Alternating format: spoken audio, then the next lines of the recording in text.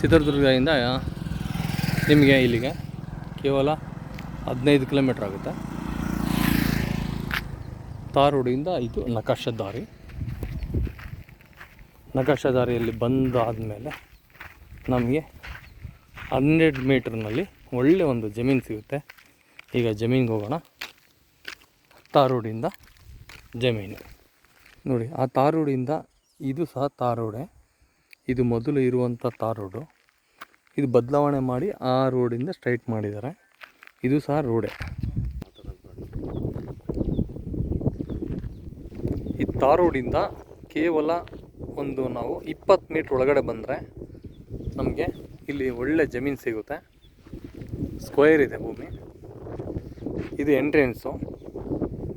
ಒಳಗಡೆ ಬಂದಮೇಲೆ ನಾವು ಈ ಬದ ಕಾಣುತ್ತೆ, ಈ ಬದದವರೆಗೂ ಬರುತ್ತೆ ಜಮೀನು. ನಂತರ ಇದೇ ಥರ ಮುಂದೆ ಹೋದ್ಮೇಲೆ ಕೊನೆ ಭಾಗದಲ್ಲಿ ಇಲ್ಲೇನು ನೋಡಿ, ಇಲ್ಲಿ ಈರುಳ್ಳಿ ಬೆಳೆದಿದ್ದಾರೆ. ನೆಕ್ಸ್ಟು ನಿಮಗೆ ಸೇವಂತಿಗೆ ಹೂವು ಹಾಕಿದ್ದಾರೆ.